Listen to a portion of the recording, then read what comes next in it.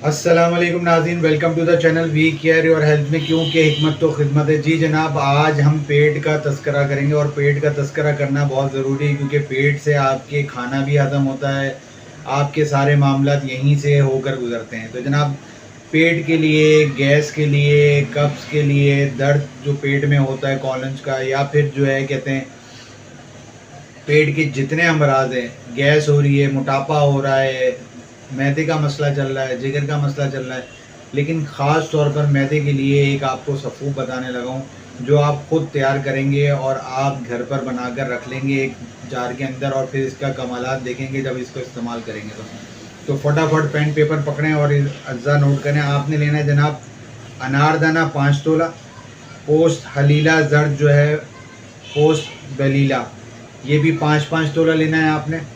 और जंजबील आपने लेनी है 5 तोला, समाक दाना आपने लेना है 5 तोला, ज़ीरा सफ़ेद आपने लेना है 5 तोला, ज़ीरा स्या लेना है आपने 5 तोला, तुरबत आपने लेना है 5 तोला, और नमक ताम यानी जो खाने में नमक इस्तेमाल होता है, पिंक सॉल्ट, इसको आपने लेना है जनाब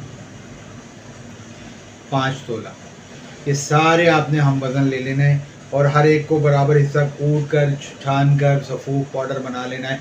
अगर आप नहीं बना सकते तो किसी भी पंसार से जो है आप जाकर ये जो है अपने सामने निकलवा कर बनवा लें। बहुत आसान सा और बहुत सस्ता सा नुस्खा है, कोई इतना महंगा नुस्खा नहीं है। इसको इस्तेमाल करने का तरीका कैसे, रात को सोते वक्त आपने लेना है इसको, और अगर आपको बहुत ज़्यादा शदीद मसला है तो सुबह नाश्ते के बाद भी आप ले सकते हैं, लेकिन रात को सोते वक्त लेंगे तो ये आंतों में से जो है गंदा फुजला जो है साफ़ कर देता है, गैस री वगैरह सब खारिज कर देता है, एकदम आपको टनाटन कर देगा, और जो खाएंगे वो लक्कड़ खाएंगे या पत्थर खाएंगे वो सब हज़म करवा देगा।